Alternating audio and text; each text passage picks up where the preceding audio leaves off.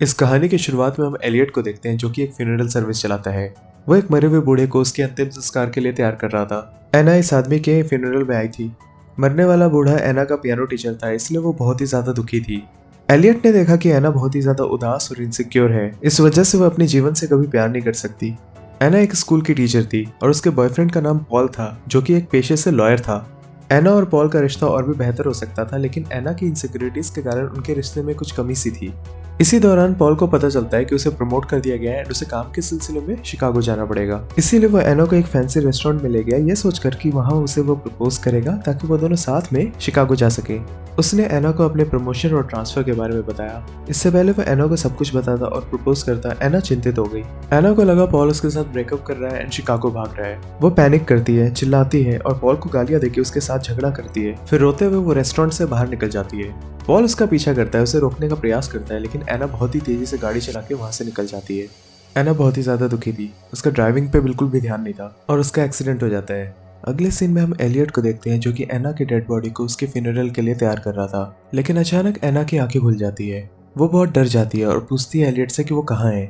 Elliott उसे बताता है कि उसकी 8 घंटे पहले एक दुर्घटना में मृत्यु हो चुकी है और वो उसे उसके फ्यूनरल के लिए तैयार कर रहा है। यह सुन के वो और भी ज्यादा डर जाती है एंड जोर जोर से चिल्लाने लगती है, लेकिन वो अपने शरीर को अभी भी नहीं हिला पा रही थी, मानो जैसे वो पैरालाइज्ड हो चुकी है। एना को यकीन नहीं हो रहा था कि वो मर चुकी है। एलियट ने उसे यकीन दिलाने के लिए उसकी मृत्यु का प्रमाण पत्र भी दिखाया। अगले दिन पॉल देखता है कि एना अभी तक घर नहीं आई है। उसने आसपास चारों तरफ पता किया, वो उसके स्कूल भी गया, उसने हर जगह पूछताछ करी। वो एना के मॉम के पास जाता है तो उसे पता चलता है कि एना की मृत्यु हो चुकी है। पॉल रोने लगता है एंड उसने एना की मौत के लिए अपने आप को जिम्मेदार ठहराया।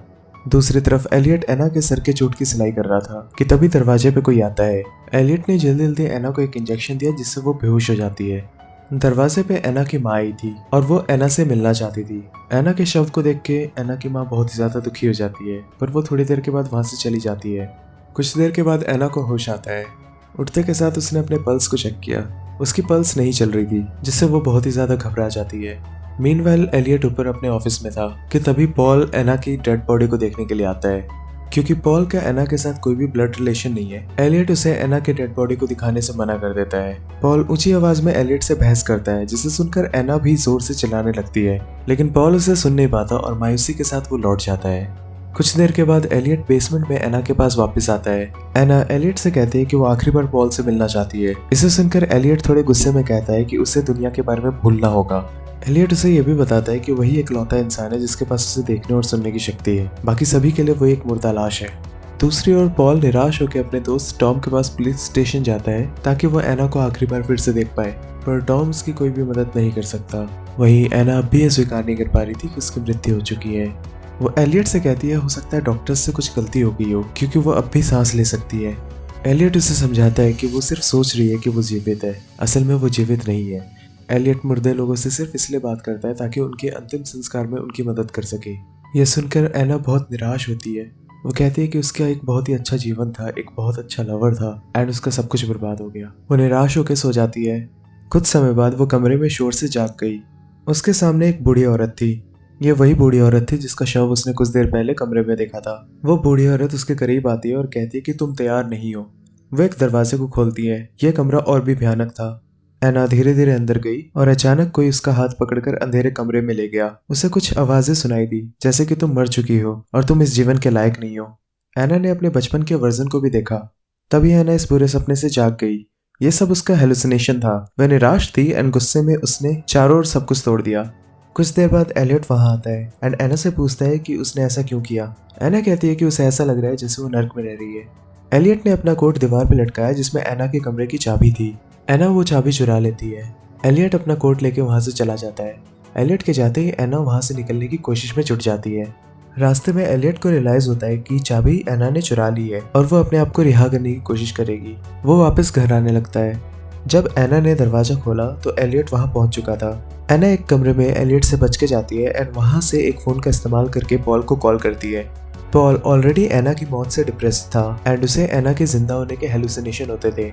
पॉल एना का कॉल बैक करता है एंड एना उससे बात करने की कोशिश करती है। पॉल को लगता है ये सब उसके मन की रचना है एंड वो दुखी होकर कॉल काट देता है। लगता है इस मूवी में कोई भी किसी की पूरी बात नहीं सुनना चाहता। इस बीच एलियट वहाँ पर आ गया और एना पे बहुत ही ज्यादा गुस्सा करता है।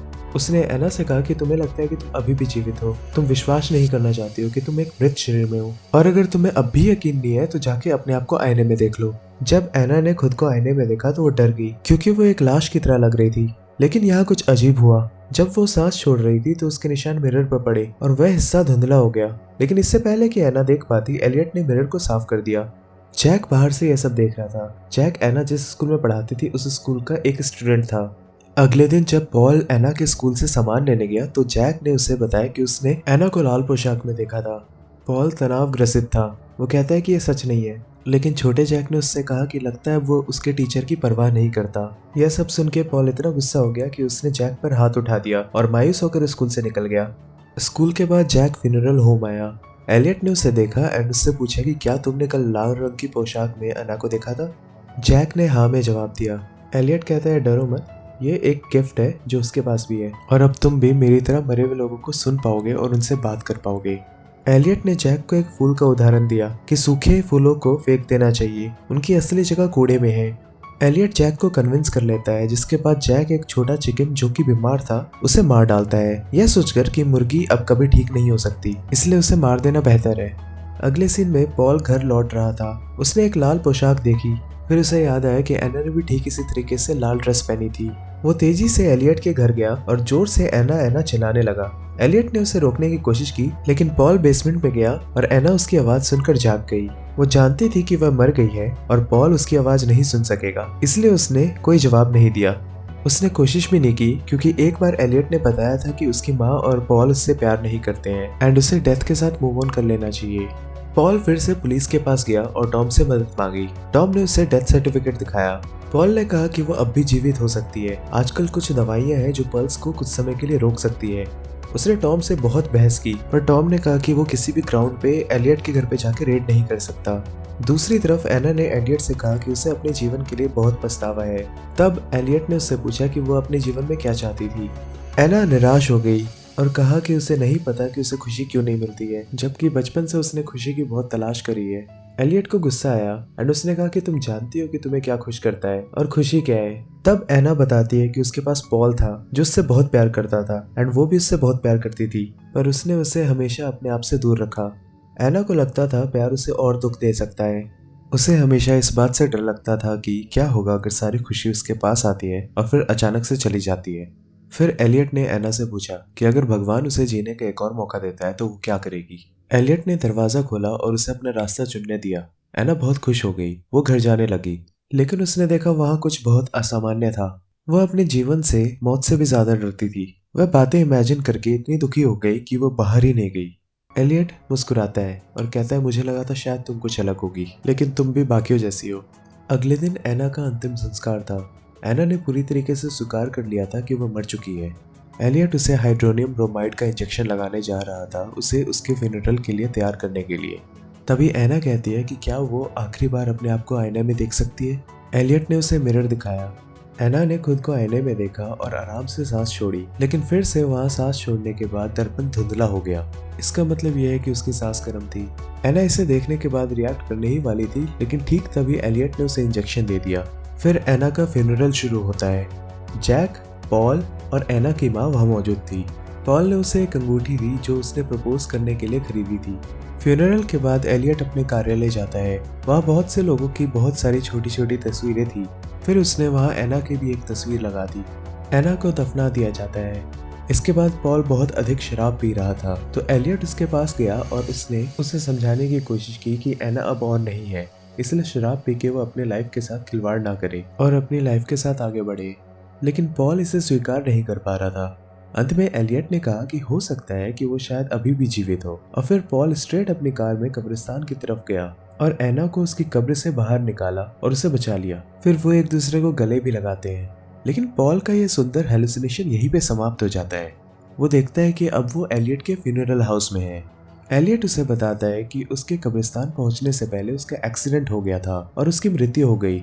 फिर पॉल ने उससे कहा कि वो पूरी तरीके से जीवित है, पर एलियट उस पर अपना प्रोसेस जारी रखता है। इसी के साथ फिल्म खत्म हो जाती है। मुझे यकीन है कि आपके मन में काफी सारे सवाल होंगे, जैसे कि पहला सवाल, क्या एना सच में मरी थी? तो ये इंटरप्रिटेशन हमारे ऊपर छोड़ दिया गया है। जहाँ तक मुझे लगता है कि एना जिंदा थी, क्योंकि अगर वो मरी होती तो मिरर पे उसके सांसों के निशान नहीं आते। एंड हो सकता है कि एलियट का ये कोई गिफ्ट नहीं रहा हो, वो बस एक सीरियल किलर रहा होगा। एंड अब उसने जैक को भी तैयार कर लिया है अपने काम को आगे जारी रखने के लिए। खैर, इस मूवी को देख के ये तो रियलाइज हो गया कि हमें अपनी जिंदगी से प्यार करना चाहिए। तो आप लोग भी अपनी जिंदगी से प्यार करें एंड अपनों से प्यार करें। अपना ख्याल रखिए, सुरक्षित रहिए एंड हमारे चैनल को सब्सक्राइब करना मत भूलिएगा।